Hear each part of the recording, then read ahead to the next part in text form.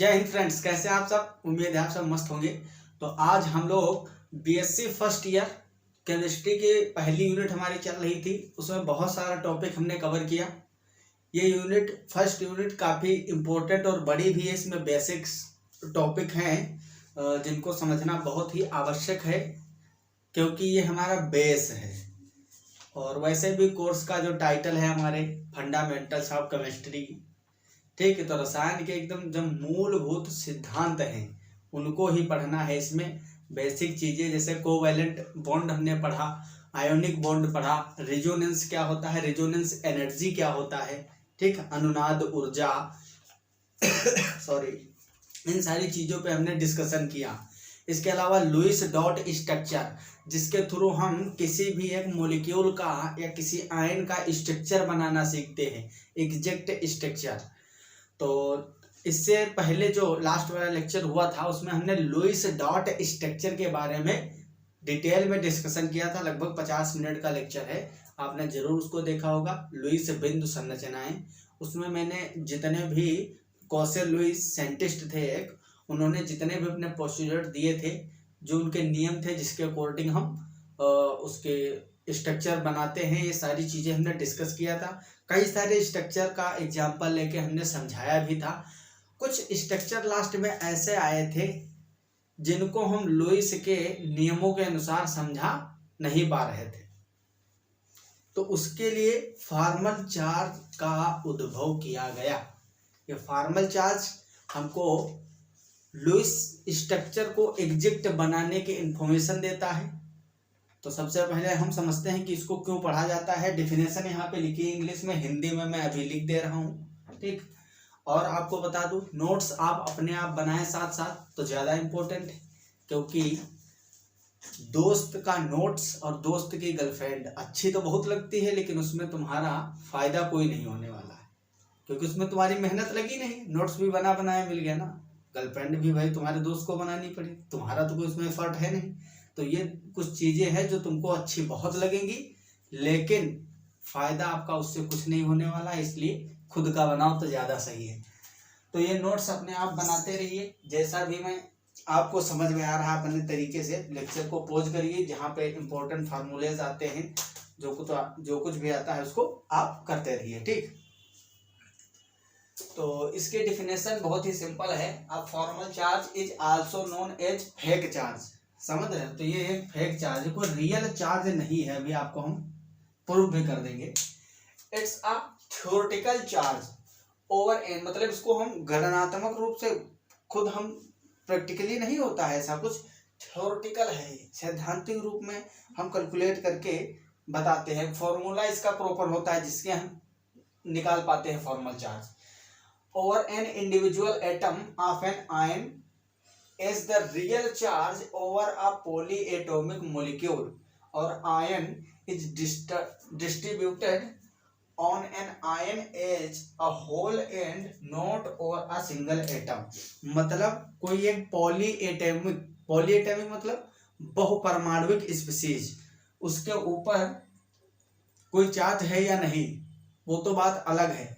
उस जैसे कि मान लो आप ओजोन है, ओजोन का स्ट्रक्चर होता है, उसका मोलिकुलर फॉर्मूला है O3।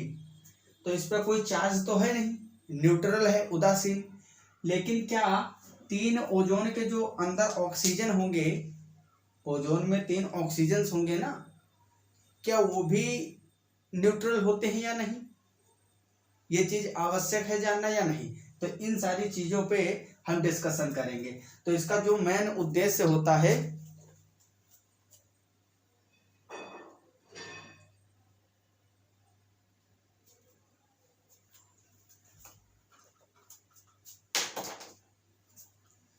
सबसे पहली बात तो यही है कि इसको हमको क्यों पढ़ना है, इसका काम क्या है, इसको पढ़ेंगे तो हमारा इससे क्या फायदा होगा। क्योंकि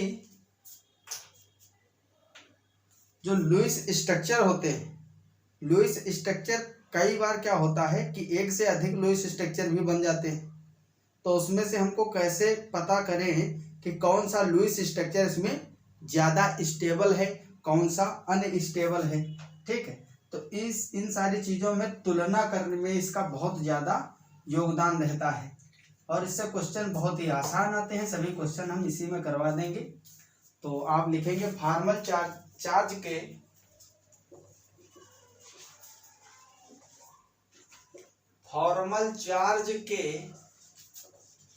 कैलकुलेशन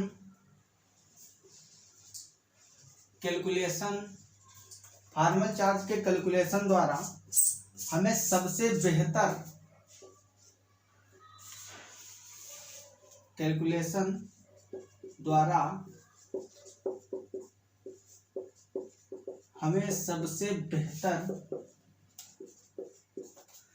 बेहतर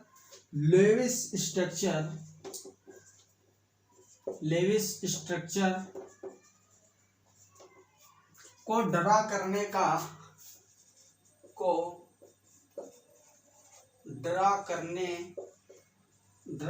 का आइडिया मिलता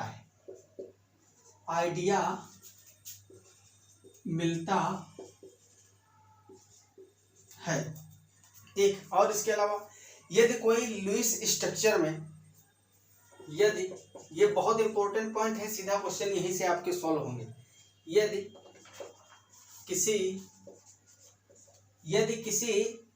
Lewis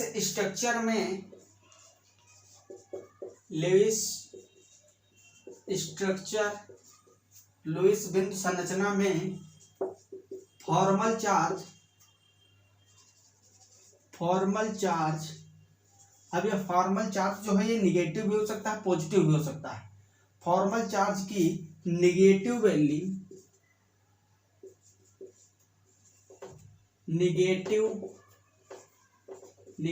value electronegativity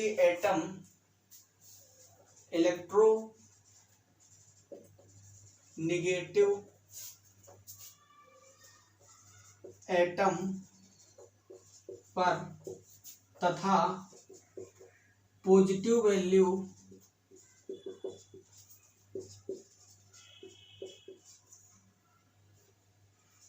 less electronegative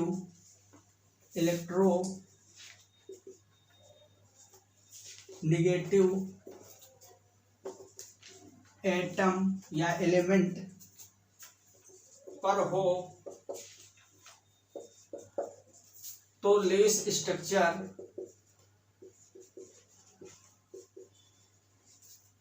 ज्यादा स्टेबल होता है। ज्यादा स्टेबल मतलब स्थायी, ज्यादा स्टेबल होता है। ठीक, इसके कहने का मतलब फॉर्मल चार्ज के कैलकुलेशन द्वारा हमें सबसे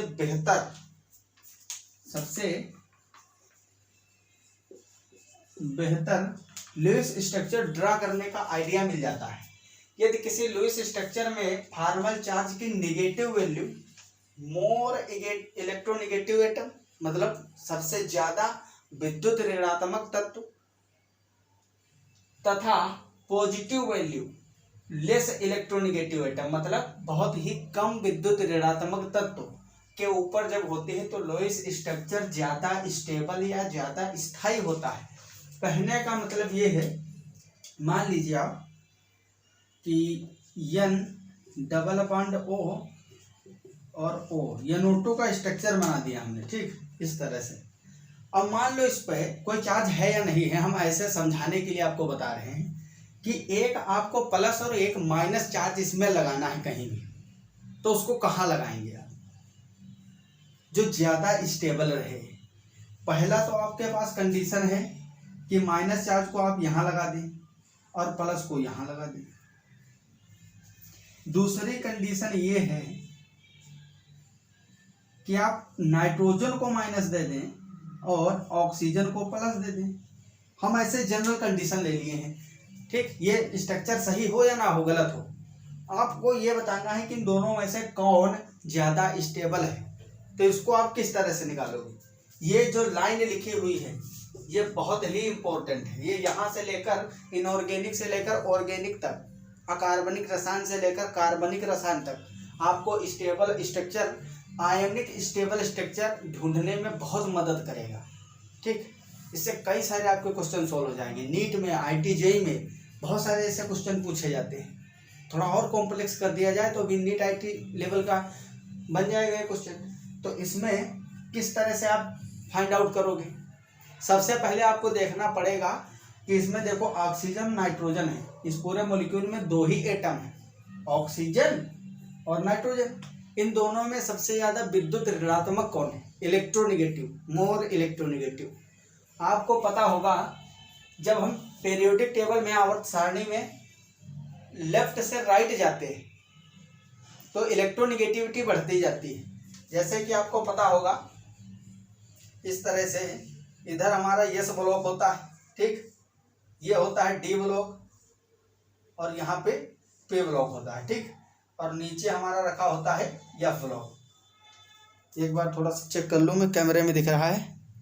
यस दिख तो रहा है, बड़ा बड़ा सा एकदम, समझ रहे हो? तो ये क्या है? ये पीरियोडिक टेबल है। इधर तुम्हारा यस ब्लॉक है, ये है डी ब्लॉक और ये है आपका पी ब्लॉक, पी ब्लॉक, ठीक, नीचे यस ब्लॉक है। इतना आइडिया आपको है ही। तो यस ब्लॉक मतलब ये लेफ्ट में है, बाएं बाएं बाएं से जब दाएं जाओगे मतलब लेफ्ट से राइट जाओगे तो इलेक्ट्रोनिगेटिविटी बढ़ती है, मतलब विद्युत ऋणात्मकता जो होती है, विद्युत ऋणात्मकता, इलेक्ट्रोनिगेटिविटी बढ़ती जाती है। आपको पता होगा कि सबसे लास्ट में अक्तरी गैसें, नोबेल गैसेस रखी होती है, helium, argon, neon, helium, neon, argon, krypton, xenon, यही सब रखी हुई है ना। इसके बाद अगर हम बात करें तो हैलोजन आते हैं। कौन से आते हैं? हैलोजन। हम दाएं से बाएं जा रहे हैं तो सबसे ज्यादा इलेक्ट्रोनिगेटिविटी किसकी होगी? नोबेल गैसेस की। उसको अगर छोड़ दे फिर हैलोजन, हैलोजन के बाद में ऑक्सीजन फैमिली आ जाएगी। क्या आ जाएगी? Oxygen family. फिर आएगी नाइट्रोजन फैमिली। तो ऑक्सीजन की विद्युत ऋणात्मकता नाइट्रोजन से ज्यादा है, समझ रहे हो ना? तो ऑक्सीजन की इलेक्ट्रोनिगेटिविटी ज्यादा है कंपेयर टू नाइट्रोजन, क्योंकि नाइट्रोजन बाएं साइड है और ऑक्सीजन दाएं साइड है। ऑक्सीजन अगर यहाँ पे होगा तो नाइट्रोजन यहाँ आएगा, ठीक। ऑक्सीजन के बाद में फिर फ्लोरीन होगा, फिर इधर क्या होगा? नियोन होगा फ्लोरीन के साइड में। नाइट्रोजन के इधर क्या होगा? कार्बन होगा। कार्बन के इधर क्या होगा? बोरान होगा। यहाँ बेरिलियम होगा और बेरिलियम और लिथियम वाली 2 फैमिलीज होंगी यस ब्लॉक की। तो इस तरह से कुछ अरेंजमेंट है। ऑक्सीजन की जब इलेक्ट्रोनिगेटिविटी ज्यादा है और इसकी कम है, समझ रहे? अब यहाँ पे समझो, यदि किसी लुईस स्ट्रक्चर में फॉर्मल चार्ज की निगेटिव वैल्यू मतलब माइनस चार्ज, ये जो माइनस चार्ज बना हुआ है ना, ये माइनस चार्ज और ये वाला माइनस चार्ज, ठीक, निगेटिव वैल्यू इलेक्ट्रोनिगेटिव एटम पर, मतलब निगेटिव वैल्यू ज्यादा इलेक्ट्रोनिगेटिव पर। तो ज्यादा इलेक्ट्रोनिगेटिव कौन है? ऑक्सीजन। तो यहाँ पे इस वाले स्ट्रक्चर में देखो, निगेटिव वैल्यू ज्यादा इलेक्ट्रोनिगेटिव एटम पर तथा positive value less electronegative atom पर। पॉजिटिव वैल्यू ये प्लस चार्ज देखो, प्लस चार्ज इस वाले में देखो, कम इलेक्ट्रोनिगेटिव एटम पे है ना प्लस चार्ज हो, तो लुईस स्ट्रक्चर ज्यादा स्टेबल या ज्यादा स्थायी होता है। तो यहाँ देखो, यहाँ उल्टा हो गया है, जो ज्यादा इलेक्ट्रोनिगेटिव है उस पर प्लस चार्ज कर दिए, भाई उस पर माइनस होना चाहिए। ज्यादा इलेक्ट्रोनिगेटिव पे माइनस चार्ज और ज्यादा इलेक्ट्रोपॉजिटिव पे मतलब कम इलेक्ट्रोनिगेटिव पे अगर प्लस चार्ज हो तो ज्यादा स्टेबल होता है। तो ये गलत है आपका, ये अनस्टेबल है। कैसा है? अनस्टेबल, या कह सकते हो कि इससे कम स्टेबल है। ये ज्यादा स्टेबल है, ये क्या है? स्टेबल, ठीक है। तो इसमें देखो, इस पे नाइट्रोजन पे प्लस, इस पे माइनस है। ये ज्यादा इलेक्ट्रोनिगेटिव तो माइनस चार्ज, फेवरेबल कंडीशन, अनुकूल परिस्थिति। यहाँ पे नाइट्रोजन कम इलेक्ट्रोनिगेटिव कंपेयर टू ऑक्सीजन, इस पे प्लस चार्ज, मतलब ये भी फेवरेबल कंडीशन है, अनुकूल अवस्था है। तो ये स्टेबल ज्यादा होगा। आपसे एमसीक्यू टाइप में क्वेश्चन पूछे जाएंगे, उसमें पूछा जाएगा निम्नलिखित में से कौन सा स्ट्रक्चर सबसे ज्यादा स्थायी है, मोर स्टेबल है। 4 ठो बने होंगे उसमें, अरे भाई देख के ही बता दोगे। अब इस तरह से क्वेश्चन मिल जाए आपको तो कितना टाइम लगाओगे, समझे? तो चुटकियों का काम है, तुम आराम से कर ले जाओगे। तो इसको आप नोट करिए, फिर आगे हम आपको बताते हैं। इसके अलावा और भी कुछ क्वेश्चन हैं जिनको आप कैसे करोगे।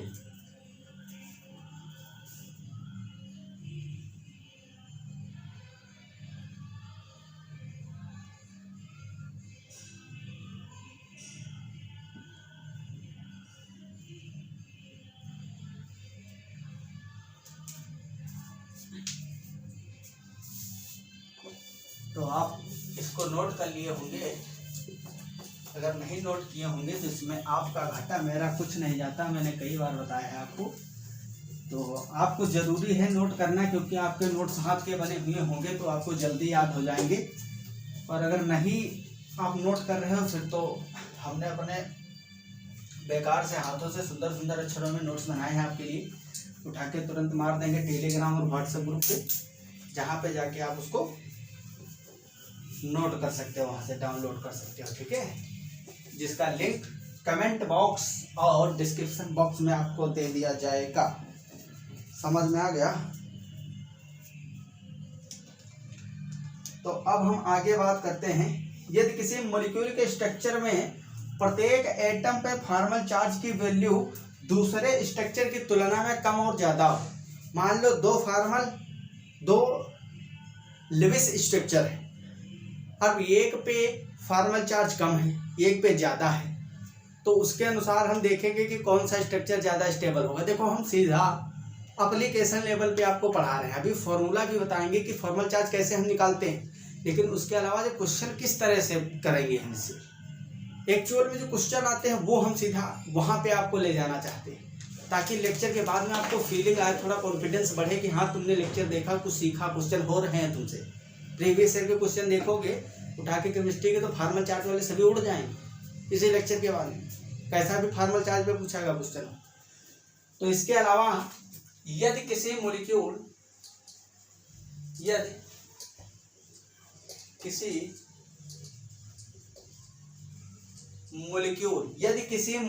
के स्ट्रक्चर में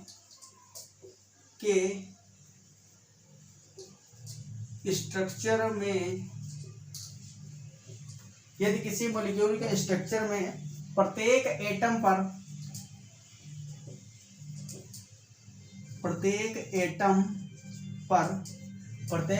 पर फॉर्मल चार्ज मतलब जो मॉलिक्यूल होगा उसमें कई सारे एटम्स होंगे, तो उसमें जो फॉर्मल चार्ज की वैल्यू है, फॉर्मल चार्ज की वैल्यू दूसरे स्ट्रक्चर से कम या ज्यादा होने पर, अरे सीधे आप ऐसे लिखिए, स्ट्रक्चर से कम होने पर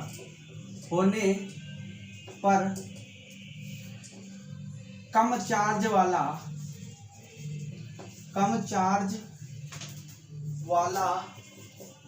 स्ट्रक्चर ज्यादा स्टेबल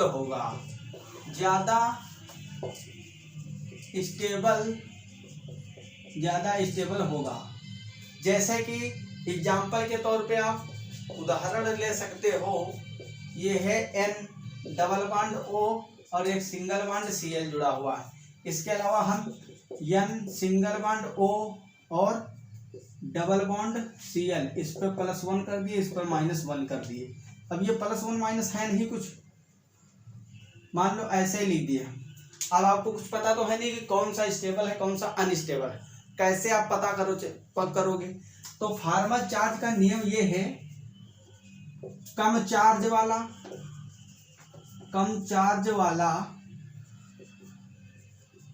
स्ट्रक्चर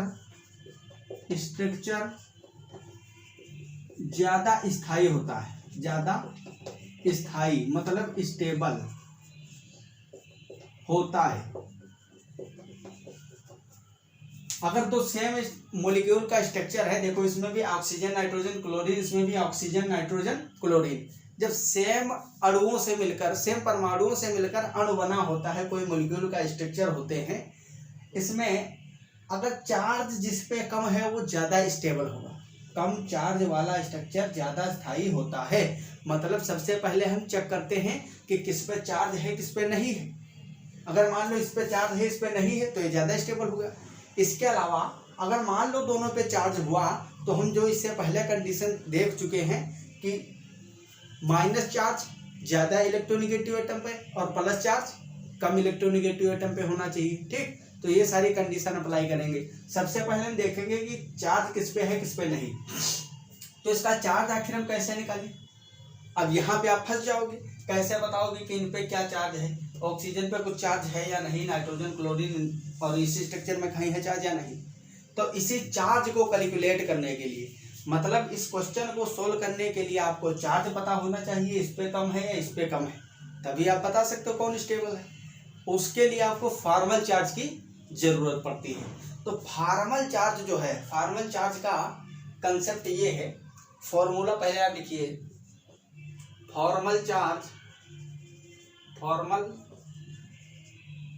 चार्ज इसको FC शॉर्ट में FC भी बोलते हैं। Formal charge is equal to valence electron ठीक, minus non bonding electron minus bonding electron by 2। ये फॉर्मूला है, ठीक है। यहाँ पे मैं सबका मतलब बता दे रहा हूँ। VE का मतलब है वैलेंस बॉन्ड इलेक्ट्रॉन या वैलेंसी इलेक्ट्रॉन जो होते हैं, वैलेंस इलेक्ट्रॉन मतलब संयोजी इलेक्ट्रॉन जिसको बोलते हो आप, संयोजी इलेक्ट्रॉन। N का मतलब है अनाबंधित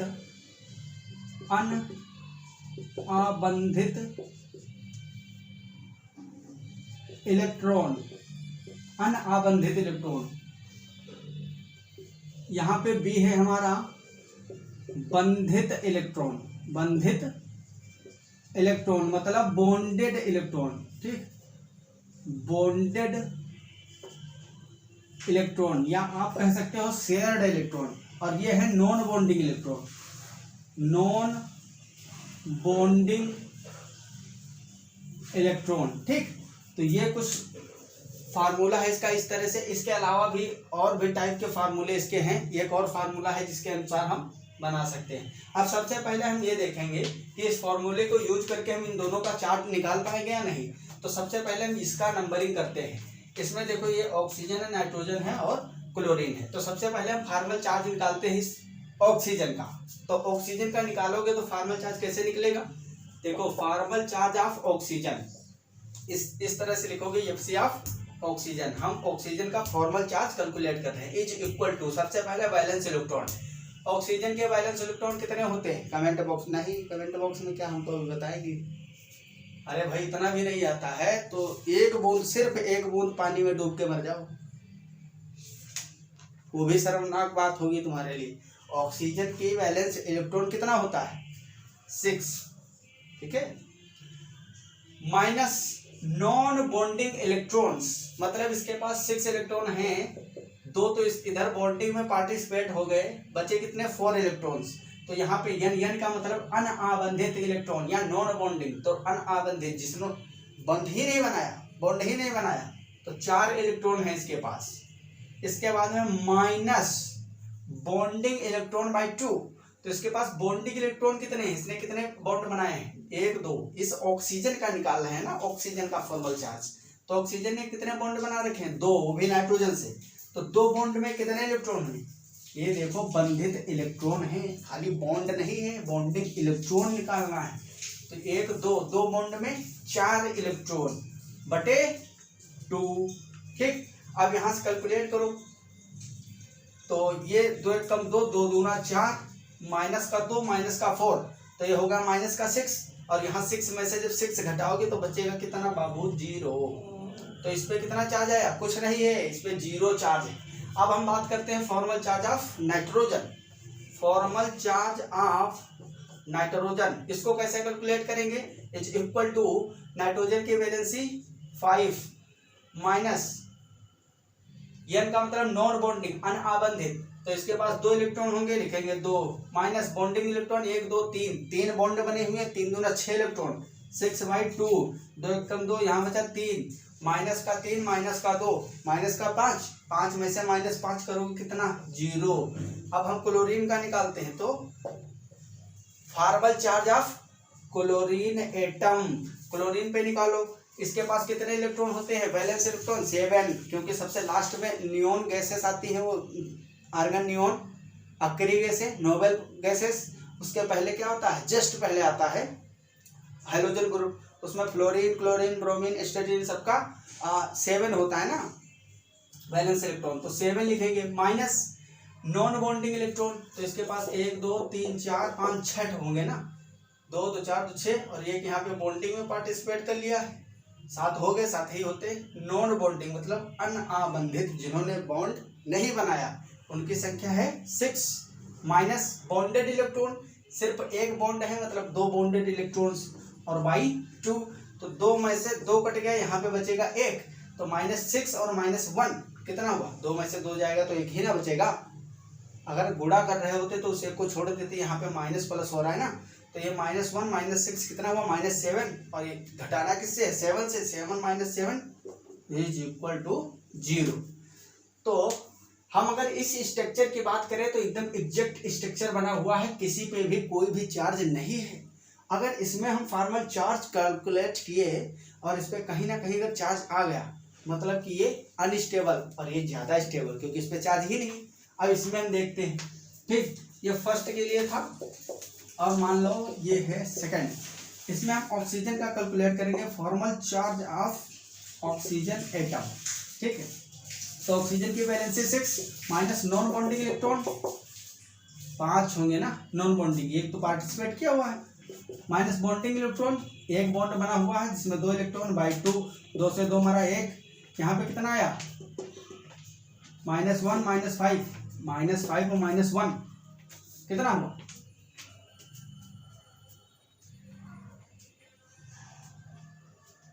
-1, हाँ, तो यहाँ पे आपका आ जाएगा 0, क्योंकि -5 -1 -6 हो गया, 6 में से 6 गया, 0 बचा। अब हम नाइट्रोजन का निकालते हैं, तो नाइट्रोजन के पास तो सेम कंडीशन हो जाएगी वही,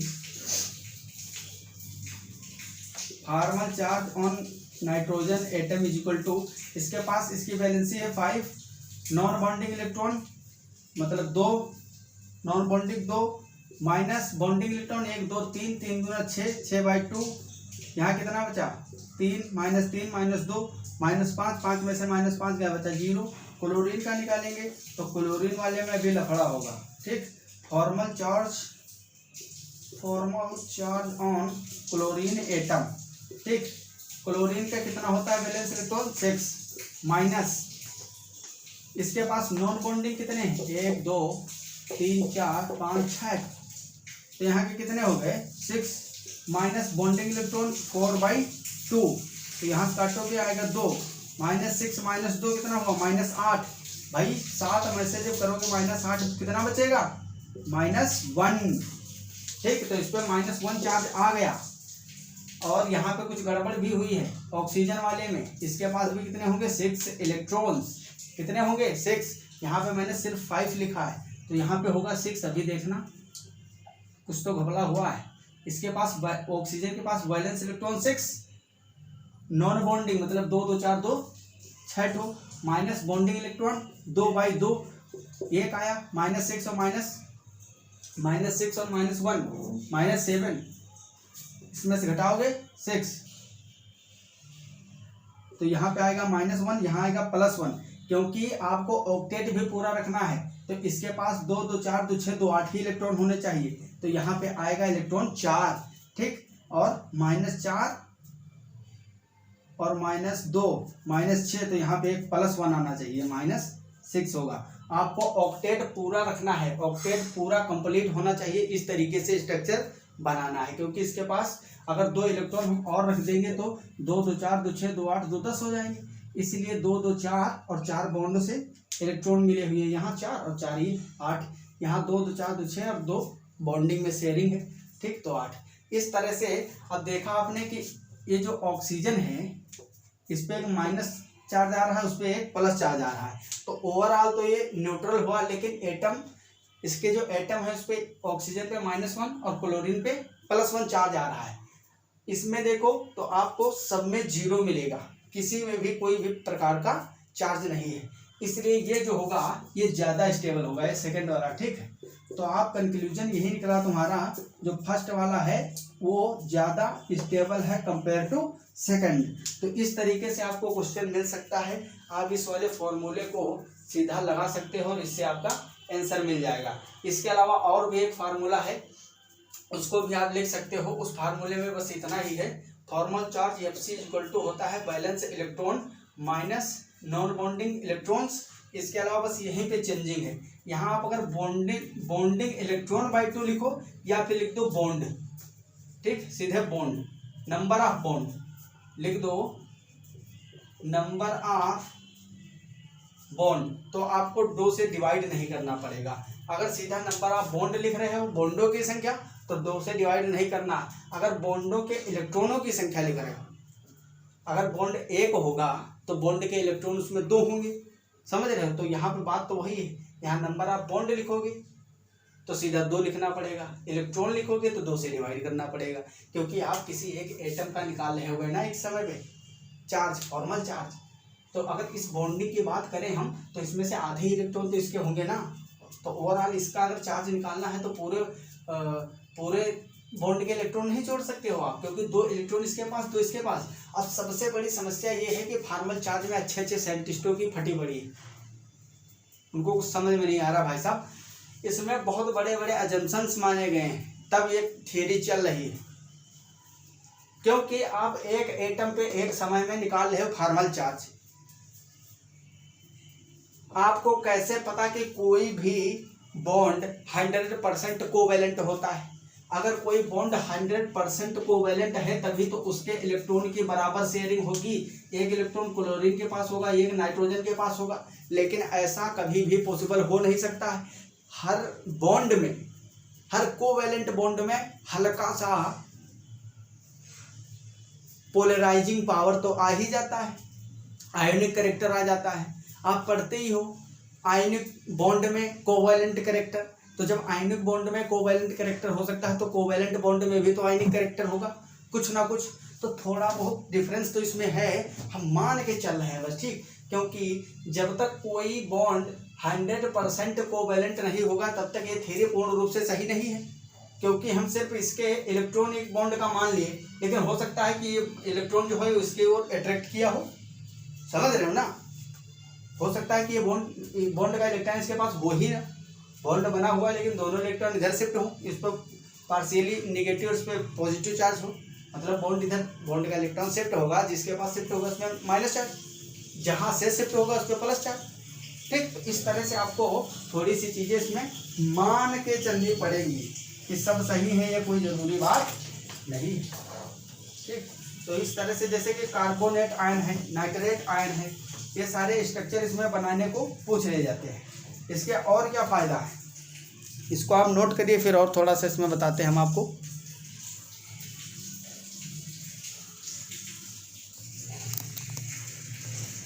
ये अब टेढ़ा हो गया ना आपसे।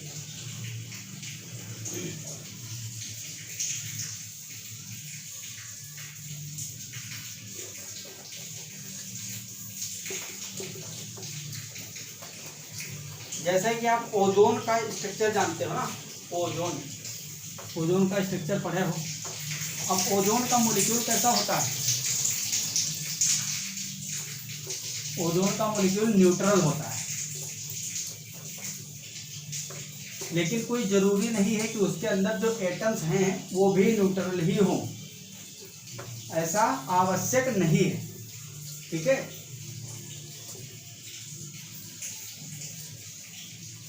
जैसे कि ये O3 है, ये न्यूट्रल है, ओजोन मॉलिक्यूल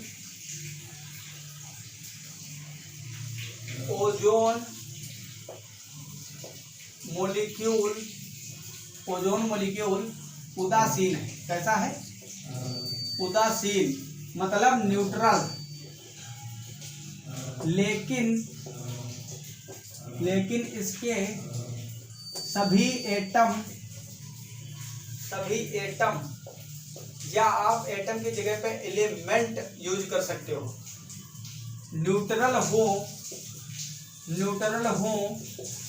यह जरूरी नहीं है। ये जरूरी नहीं है, ठीक है। जैसे कि ये ओजोन है, ओजोन पे कोनो चार्ज नहीं है, कोई भी चार्ज नहीं, उदासीन है, न्यूट्रल है। तो इसका मतलब ये नहीं है कि इसमें 3 ऑक्सीजन है, तीनों न्यूट्रल हो सकता है कि ओजोन इस तरह से 3 मॉलिक्यूल हैं, ठीक, डबल बॉन्ड सिंगल बॉन्ड कुछ भी हो। ये है ओजोन का स्ट्रक्चर। हो सकता है एक पे -1 हो, एक पे +1 हो, इसीलिए ओवरऑल इस पे कितना हो, न्यूट्रल है। एक माइनस एक प्लस तो हम सीधे ऐसे लिख दें O3, माइनस प्लस को हटा देंगे ना भाई, एक माइनस एक प्लस है तो ओवरऑल चार्ज कितना होगा, 0 हो। तो इसलिए हम इसको न्यूट्रल लिख दिए। इसका मतलब ये नहीं है कि उसके जितने एटम हैं सब न्यूट्रल ही हों, चार्ज भी हो सकते हैं। अगर चार्ज है तो कैसे निकालोगे आप, फॉर्मल चार्ज से। फॉर्मल चार्ज से आप उसका चार्ज निकाल पाओगे। आपको बताना है, इसका स्ट्रक्चर बना के फिर व्हाट्सएप ग्रुप पे आप दिखाओगे, ठीक है, जो मैं बता रहा हूँ। O3 का दिखाना है, ठीक, ओजोन का। इसके अलावा नाइट्रेट आयन NO3 -1, ठीक, CO3 2 माइनस मतलब ये क्या है, ये है नाइट्रेट आयन, ये है कार्बोनेट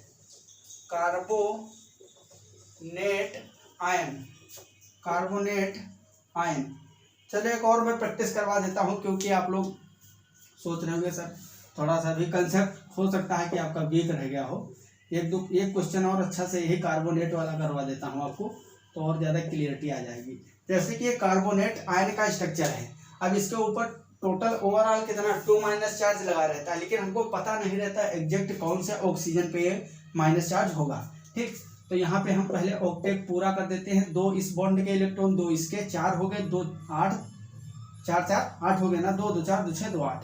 इसी तरह से 2 इस बॉन्ड में, 2 4 2 6 2 8, 2 2 4 2 6 और 2 बॉन्ड में 8। सबका ऑक्टेट कंप्लीट हो गया। बात करें कार्बन की तो इसका भी कंप्लीट है, 1 2 3 4 बॉन्ड बने हुए हैं, इसके 8 इलेक्ट्रॉन कंप्लीट हो गए। अब हमको फॉर्मल चार्ज कैलकुलेट करना है, तो इस ऑक्सीजन को हम दे देते हैं 1 नंबर, इसको दे देते हैं 2 नंबर और इसका दे देते हैं 3 नंबर। तो सबसे पहले हम फॉर्मल चार्ज निकालेंगे। फॉर्मल चार्ज निकालेंगे किसका, ऑक्सीजन नंबर फर्स्ट का, ठीक। तो इसमें देखो कैसे निकलेगा, इसका valence electron 6 minus non bonding electron, non bonding मतलब 2 2 4 2 6 इलेक्ट्रॉन माइनस बॉन्डिंग इलेक्ट्रॉन।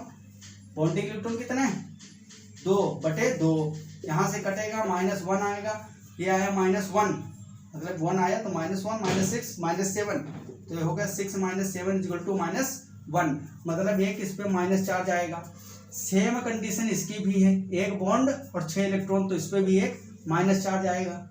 अगर हम बात करें इस वाले मॉलिक्यूल की, ठीक है, इस वाले मॉलिक्यूल की थर्ड वाले की, देखो फर्स्ट वाले भी एक माइनस चार्ज आया है, 1 बॉन्ड है 6 इलेक्ट्रॉन, 1 बॉन्ड 6 इलेक्ट्रॉन, इन दोनों की सेम कंडीशन। जब इसके पास एक माइनस आया तो यहाँ भी एक माइनस आया जरूर होगा। अगर थर्ड वाले की बात करें, formal charge on oxygen number third is equal to valence electron oxygen के 6 minus non bonding 2 2 4 minus bonding electron 2 2 4/2, यहाँ से 2 कम 2 2 दूना 4, समझ रहे हो। अरे भाई यहाँ 4 लिखना है ना। 6 balance electron, non bonding 2 2 4, bonding electron 2 इसमें 2 इसमें बॉन्ड में 4/2, 2 1 कम 2 2 दूना 4, तो ये 2 से घटा -2 -4 कितना हुआ, ये 6 -2 -4 -4 -2 -6 = 0। तो इस पे क्या आया, इस पे कोई चार्ज नहीं है, तो ये एक इस पे माइनस एक इस पे माइनस है, ओवरऑल यही उसके ऊपर 2 माइनस आ रहा है, ठीक। तो आपसे इस तरह से नेमिंग करके पूछ सकता है कि कार्बोनेट का स्ट्रक्चर दे दिया, ये माइनस वगैरह कुछ नहीं होगा, ठीक, इस तरह से दे दिया। अब आपको बता दिया ये 1 नंबर ऑक्सीजन, ये 2 नंबर, ये 3 नंबर है। अब आपसे पूछेगा कि इसमें से कौन सा नंबर वाला ऑक्सीजन है जिसपे कोई चार्ज नहीं, 1 नंबर 2 नंबर या 3 नंबर, तो यह फॉर्मल चार्ज के थ्रू निकाल पाओगे, ठीक। इसके अलावा अगर हम बात करें तो ये कोई रियल चार्ज होता नहीं है, ठीक, ये कोई रियल चार्ज नहीं होता है। इसका बस यही कंसेप्ट है कि हम एक मानते हैं चार्ज और उसके अकॉर्डिंग कोई भी लुईस स्ट्रक्चर जो दो एक ही मॉलिक्यूल के दो लुईस स्ट्रक्चर बने हुए हैं उसमें हम चार्ज को देख के चार्ज की उपस्थिति या अनुपस्थिति, चार्ज के स्पेशलाइज्ड कौन से एटम पे प्रेजेंट है, क्या निगेटिव चार्ज इलेक्ट्रोनिगेटिव एटम पे है या पॉजिटिव चार्ज कम इलेक्ट्रोनिगेटिव एटम पे है, ये सारी चीज देख के और चार्ज को कैलकुलेट करके प्रत्येक एटम पर स्टेबल स्ट्रक्चर को निकालने का प्रयत्न करते हैं। ठीक, तो इस तरह से आपको सारी चीज़ें समझ में आई होंगी। कई सारे क्वेश्चन आप इस पर प्रैक्टिस करिए खुद से, आपको पूरा कंसेप्ट कंठस्थ हो जाएगा, क्योंकि इस पर जब आप क्वेश्चन करोगे बहुत सारे तब आपको और आनंद आएगा। प्रीवियस ईयर भी जो पिछला पेपर हुआ बीएससी फर्स्ट ईयर वालों का, उसको आप देखिए, उसमें फार्मल चार्ज पे 1-2 क्वेश्चन जरूर पूछे जाते हैं, उसको आप करेंगे, अगर सॉल्व हो जा रहे हैं समझ लो आपका कंसेप्ट क्लियर है। ठीक है, अगर कोनो डाउट है तो आप कमेंट बॉक्स में पूछ सकते हो, या फिर आपको टेलीग्राम ज्वाइन किए होंगे, लिंक मिल जाएगा नीचे, उससे ज्वाइन कर लीजिए, वहाँ पूछ सकते हो। व्हाट्सएप ग्रुप से भी पूछ सकते हो, आप डाउट क्लियर कर सकते हो। तो मिलते हैं अगली क्लास में, तब तक के लिए okay bye, all the very best, thanks for watching, जय हिंद जय भारत।